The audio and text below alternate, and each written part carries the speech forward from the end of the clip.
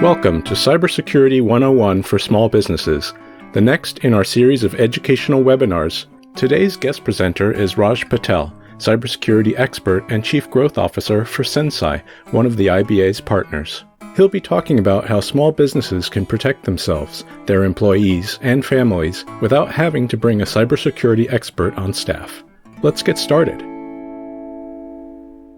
All right. Well, thank you for joining us on this webinar. It's the first one we're doing with independent brewers. And topic for today is Cybersecurity 101, just basic of why brewers need to be worried about cybersecurity. It's about a 30-minute webinar. We'll try to wrap it up in about 20-25 and take questions after that. Feel free to write any questions in the chat, and either Matt or Reagan will stop me and we'll answer your question.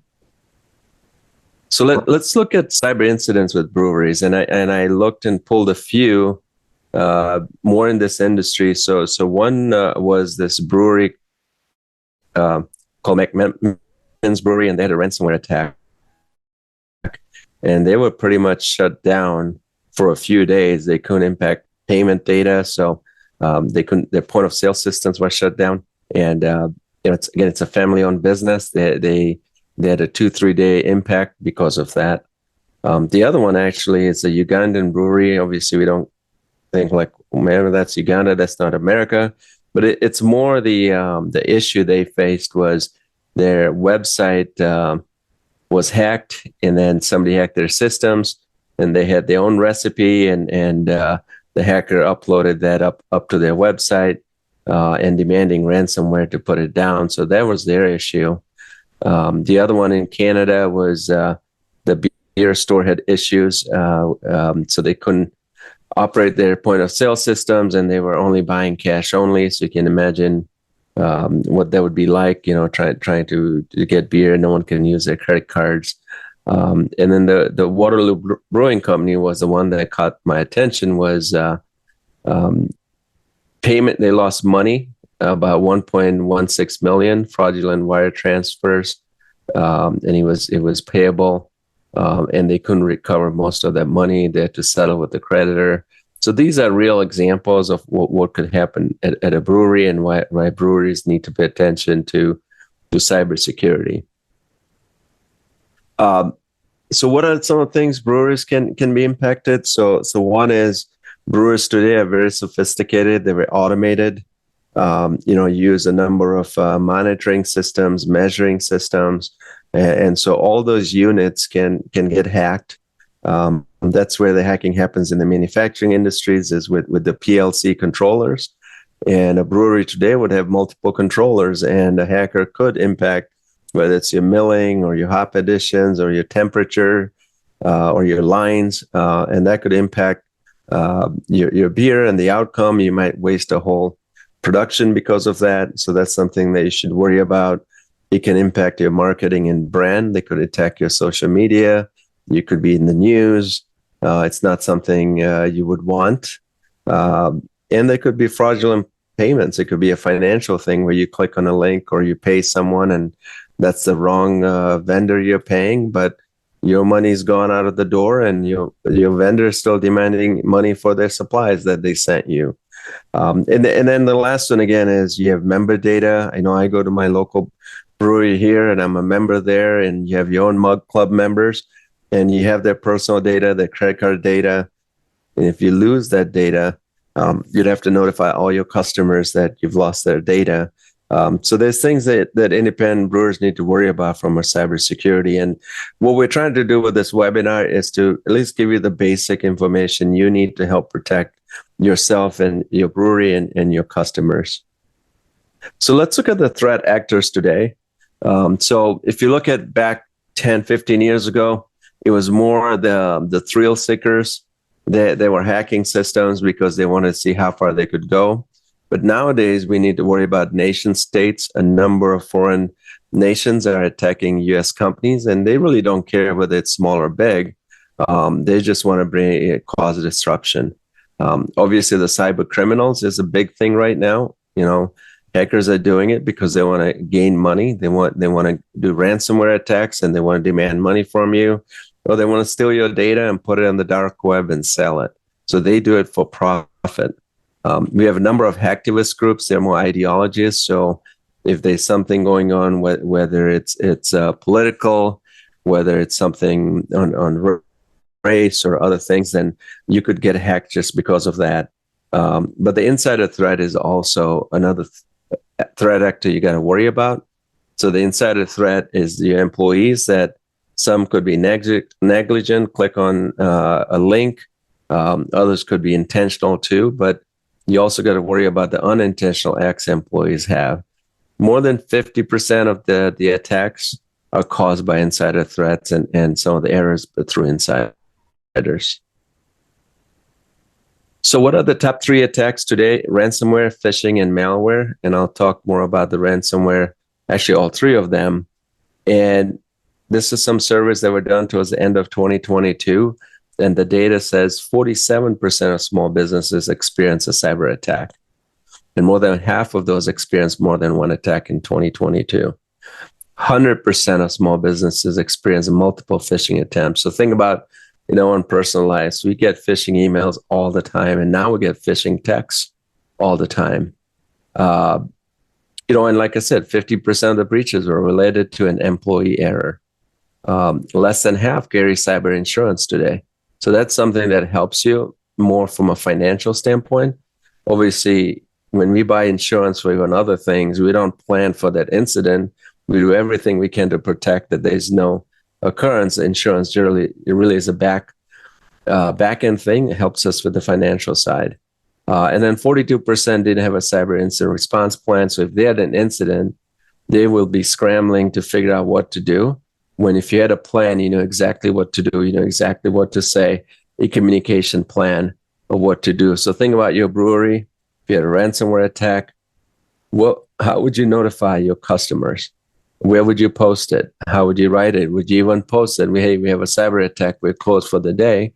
That might not be a good thing. And we've seen examples where companies that didn't have a cyber incident response plan didn't do the right thing and made it even worse than what the original event was. Going to ransomware payments, normally if you hear about the big, $10 million and $5 million ransomware payments, but the reality is for small businesses, the amount is lower. The average ransomware payment in Q4 was about $400,000. The median was about $185,000. So still a large number for a small business to pay $400,000 because that's coming out directly from your profits. Now, if you had ransomware insurance, you'd get some help with making that payment. So think about the other way to look at this is it costs about $164 per record that's lost. So if you lost 10,000 customer records, it will cost you $1.6 million. And where is that going towards? So one is breach notification. You would have to notify every customer that you've had whose data was lost, that the data was lost. That costs money. You might have to buy them as credit monitoring. That will cost money. You might have legal fees. You might have cyber forensic experts. And all that adds up. But on average, it's about $164 per record to lose. And that doesn't include the impacts, the loss of business when you are shut down for a few days. It doesn't include the brand and the reputation and the embarrassment you'd have. I know every brewery is very well connected to the local area. I mean, we have 3 in this area, and I know the owners pretty well. All the my friends all go to these 3 breweries. So it would impact the reputation and their brand also. Looks hey, like, yep. I see the question. Yeah, question from Samuel. I think a lot of breweries assume their POS system suppliers carry the responsibility of protecting their systems. Do you suggest an additional layer of protection beyond what may be supplied by the POS providers? If so, do these additional services coordinate with any of the more popular POS suppliers? Right. So that's a great question. The point of sale systems are responsible for making sure they provide you a secure system. And most of them do a good job. But what happens is the other things that are beyond their control. But one of the things you got to think about is even if the issue is the point of sale, the impact is to your brewery, to your customers, to your employees. So that's one thing to remember. So what other layers could you put? You could do multi-factor. So multi-factor where your employees would need two forms of, one's a password and another one could be a code they get on their phones that gives them access to your point of sale system. If you don't have that going on right now, it's going to come pretty soon. I know in the restaurant business, the challenge you have is employees might not be open to giving their phone as a text message, or you might have one point of sale system where different employees come in and log into the system. I know point of sale providers are aware of that, and they're trying to find a way to bridge that gap. I think some are thinking of having a token along with it, so there'll be a code you'd read on the register. But that would be a good additional layer to put. Training your employees is another one to reduce employee mistakes. And then think about patching all the other systems. So while your point of sale might be secure, what about your computers in your breweries? What about all the PLC systems that are in there? So those would need to be protected too. Good question. So let's look at who the threat actors are. And so first thing is the threat actors have now evolved to cyber criminals. They do this for money. They want money from you. That's why they're doing it. They're from foreign countries. They know they cannot get caught. I call this the Wild West. So think about if there was a robbery at your brewery, you'll have law enforcement coming in. You'll have everyone helping you catch the criminal. If you had similar, but this time it was a cyber attack, same dollar amount lost, you'll have zero help from anyone. And that's the issue with cybersecurity. Hackers know there's not much we can do. So the two things that they do, one is ransomware. This affects everyone. And this is where they hold you hostage. I'll talk a little bit about that. And then the second one is where they sell your data on the dark web.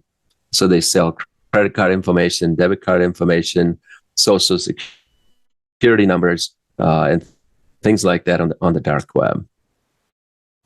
So let's talk about the types of ransomware. So the first one is crypto, where they encrypt your data. So they encrypt your systems, encrypt your data. You can't access your systems. And this could happen to a point of sale system. It could happen to your inventory system. And unless you pay the hacker, they're not going to unlock your system. So that one's where they encrypt the data. The second one is where they log you out. So they lock you out of your own systems because they've gone in and changed your user IDs and passwords, and you can't get into it. One of the ones that I had seen actually recently, in November, there's about 10 bars in Cincinnati, actually one of the oldest bars in Cincinnati. Hackers got into their social media accounts, Facebook and Instagram mostly, took their debit cards that were in there already, or credit cards, bought ads with it, and then sold the ads in foreign countries. And then what they did is they locked the users out, companies out, by posting inappropriate material, and Facebook locked them out immediately. And there was no way for them to go back into it. But the user getting locked out is another one. Scareware, this is where we hear the stories with some of the elderly, their computer is blocked because they downloaded a malware or virus. And unless they pay $5,000 to the hacker, they can't get their computers restored. So that's more scareware. And then the leakware is where they threaten to leak your data. So they might steal your data, your system's up and running, and they say, well, pay us $50,000 and we won't leak your data. Just 2 days ago, there was a hospital in Pennsylvania where they said, well, we're not going to pay you. And so the hackers put, and this is really shameful, but they put pictures of cancer patients online with their threat. And they said they've got more things to share on that. So hackers are getting smart. They want to do anything they can to take your money. So ransomware is difficult to prevent. But what you can do is prevent the origins of the attack. So how does ransomware start? The simple one is phishing. You get an email and you click on a link, or you download something from the email, and the hacker has access to your system. So that's one way. The second one is malware. So you might download bad software through emails, internet, USB devices, and now the hacker getting through the malware. So those two are the most common ones. The next two are where hackers know, for example, if you misconfigure your systems. So you might have a firewall that's misconfigured. You might not have changed the default setting. It might be a Wi-Fi. It might be older software versions you might have. So if they know that, they'll exploit that and get into your systems. Same thing with a zero-day vulnerability. What a zero-day is, let's say you have Microsoft systems. Microsoft notices there's a vulnerability in their system. They will create a fix, and then they will release the fix. When they release the fix, the hackers know what the issue was. And so those companies that do not implement the patch, hackers will take advantage of that. And nowadays, hackers don't need a manual way to do it. They can do it across the board on the internet and say, look for who hasn't patched their systems, and they could target. So really, these are the four origins for ransomware, and that's what you got to be careful and improve. And so phishing, malware, make sure your systems are configured, keep your systems patched all the time, including your phones too. When you look at data breach, it's the same thing. It's the same four things. They'll phish the system and then get into it. They'll have malware. But now the other one is your supply chain. So think about your point of sale system. If there's a breach in your point of sale system, it affects your customers' data, affects you. So that's the other thing, is now you got to make sure you know the controls that your point of sale system has. Make sure they have good controls. Make sure that they're backing up your data. Make sure that they're using good security to protect your customers' data. So what can you do to protect yourself? Simple thing, basic cyber hygiene. You know, this you can do both at home or at work, and you can avoid more than 80% by just basic cyber hygiene. So what does that mean? You know, you keep strong passwords. You know, make sure all your passwords are strong. You change them often. You can use password managers to help you with that, to create strong passwords, but that's the first thing you want to do. Think about the last time you changed your Facebook password or your bank password. If you haven't changed it in a while, maybe it's time to change that password. Patching your systems. It's important to keep all your systems up to date. So not just your computer, but your point of sale systems, your PLCs back in your facility, your phones. So keep everything up to date, because that's how the software companies will release cybersecurity updates. Regular backups. Make sure you're backing up everything, because if there was an issue, that's where you would go to restore your systems, is backups. Make sure your backups are separate from your primary source. So if a hacker gets into your main system, you don't want them to be able to get into your backup also.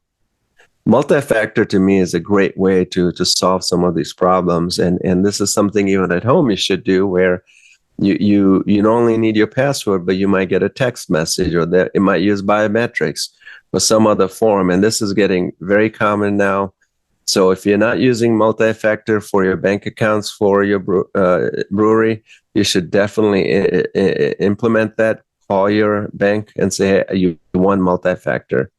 And then password reuse. Never use the same passwords. You know, your Facebook password, your bank password should be separate.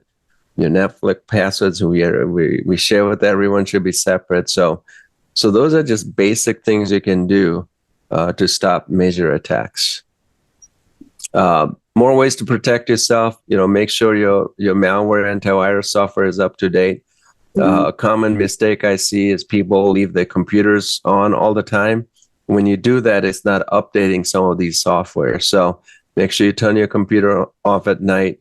Another good thing you could do is your cable modems. You can turn those on and off every now and then. That helps them keep their signatures up to date. And if there's any changes, it will reboot itself and update all the software. User awareness training. So this is, again, a layer of protection from the earlier question, is think about training all your employees on cybersecurity, things they shouldn't do, how to create strong passwords, phishing emails, things like that. Do not click links on emails from people you don't know. So that's one thing with emails, is pause. If an email is asking you for your password, you want to pause.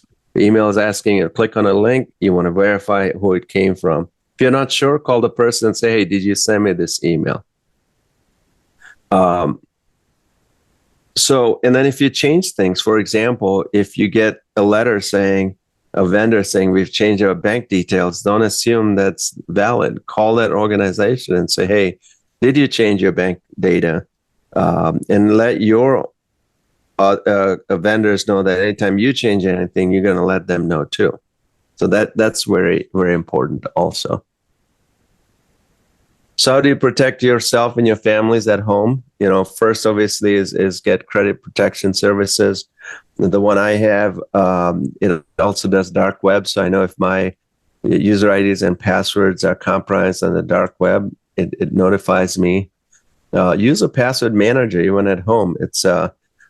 There are more positives than a negative with using a password manager. The positives are it gives strong passwords. You don't have to remember the passwords. You can have 50 different passwords, so you don't have to share your passwords. The bad thing about password manager is it could get hacked too, like what happened to last month. And so that's a bad thing, but I think there's a number of good things about using a password manager. Install multi-factor. That's very important. If you work from home, secure your home Wi-Fi, secure your brewery Wi-Fi, make sure that there's no rogue Wi-Fi that's sitting out there. Update your devices regularly. Use the auto update function so on your phones. Don't be lazy. Get those latest updates. If you have an electric car, make sure you update that software too, because that happens often. And then back up your back up to cloud daily. Make sure that on your phones are getting backed up. Make sure your brewery systems are getting backed up. Make sure they're getting backed up every day. So last thing I would say is, don't ignore the threat. There's a famous saying that says, don't lock the barn door after the horse is out. That's what happens with cybersecurity is we get clients that call us after an incident has happened. It's a little too late. You really want us to get in there and do it before you have an incident. So we can help you protect your systems, make sure you're doing everything right. One way to find out how you're doing is at SensCy, we give a SensCy score. So we created the SensCy score. It is like a FICO score, but it is for cybersecurity. It's an 1,000-point scale. We want everyone to be an 800. It's a free evaluation. It doesn't cost you anything. You're not obligated to buy our services. It takes about 20 minutes on a virtual meeting with us to go through the SensCy score. It's about 38 different data points we'd cover. For example, do you use multi-factor? How often you change your passwords? What's your backup systems? Do you have antivirus on your software? And I've done a number of SensCy scores, and it's a great dialogue we have. Some of the companies have great takeaway notes from it. A few things they didn't know they should be doing. A few things that they needed to figure out are they doing or not. So I would encourage you to sign up for a SensCy score. The QR code over there takes you directly to a website, and it will schedule the meeting for you. It's automatic. Just a little bit about SensCy. We are a partner for Independent Brewers Alliance, and our goal really is to help breweries with sensible cybersecurity. We want to be your trusted guide, and our goal is really to improve our client cyber health. We are focused on small and medium-sized organizations. We have a client with 3 employees, and we have a client with over 250 employees. But we're not, we're not designed to be provide services for large organizations. We want to focus on small end business because there's no one helping them. Matt, you had a comment or want to say something? Or yeah, I was just going to ask, what are the best anti-malware and programs out there right now? Is there something you would recommend over others? So for malware, there's a couple things. One is obviously malware on your computers, and some antivirus will catch it, some will not. So you want to use endpoint protection. and we can give you a list of those. There's some good ones. I actually had a separate webinar. I can pull the information from that and give it to the attendees.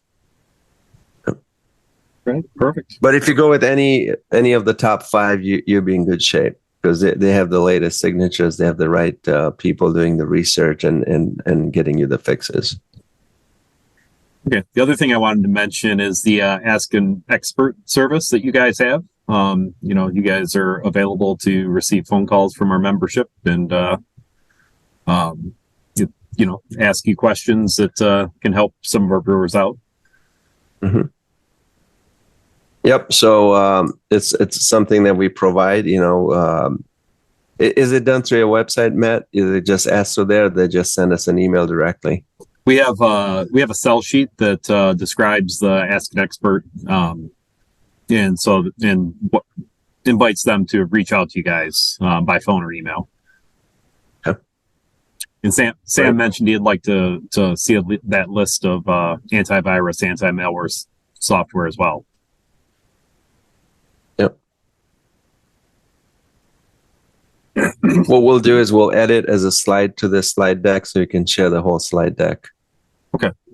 With the viewers. That's great. And this was recorded, so we'll share that with the membership as well. Great. I get a great view of my bourbon cellar behind me. So right. that is the end of it. I don't know if Sam has more questions. Give Sam just a minute to see if nope, it's good to go. Thank you. Appreciate your time, Sam. Appreciate your time, Raj and Regan.